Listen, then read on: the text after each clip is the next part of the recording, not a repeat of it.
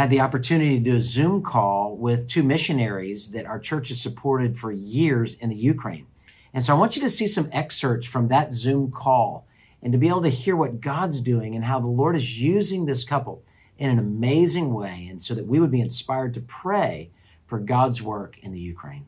You know, we see all these news reports, we see things that are happening. I mean, it is in our view, where our attention is there. I want you to know you have not been forgotten about in the least. We are with you 100%. But tell us, what's it like in Ukraine right now? What's really going on, that we could just get an inner look into what's really happening there? To start, like, one of the refugees who was in our home said, with war going on and where I came from, I can't believe I'm here. It feels like paradise in this house, because we are in the West where there is not fighting.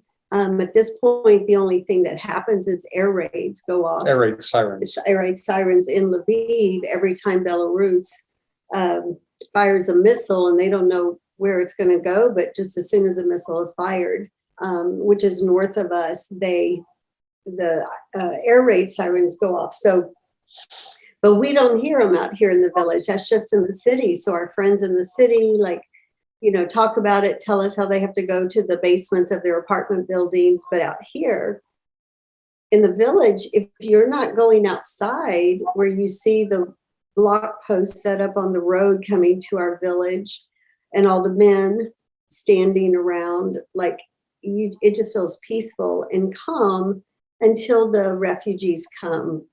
And then, the stories we hear and the weariness they have. And so, it's kind of strange being in this house. They talk about how good they're eating and just the calm, they're sleeping so well.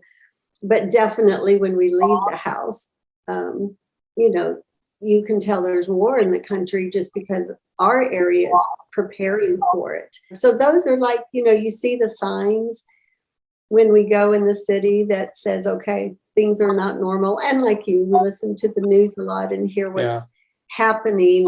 But it really, I think, sets in when some of the refugees get here. Yeah.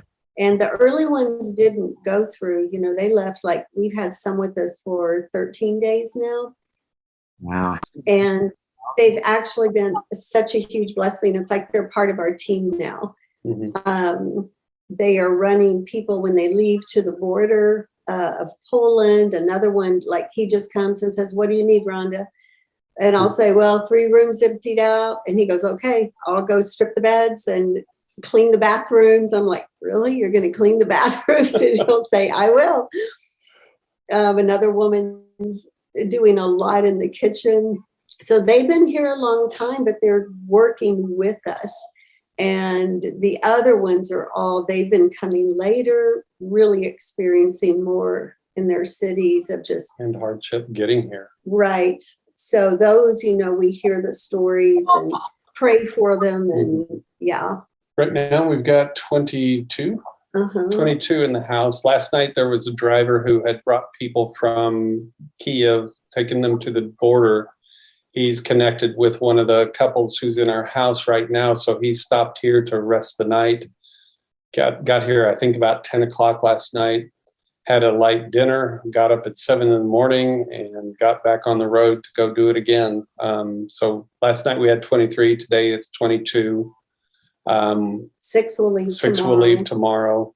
Total, we've had between 55 and 60. I don't remember the exact number since it started. But normally we have between like 17 and 24 in the house at one time.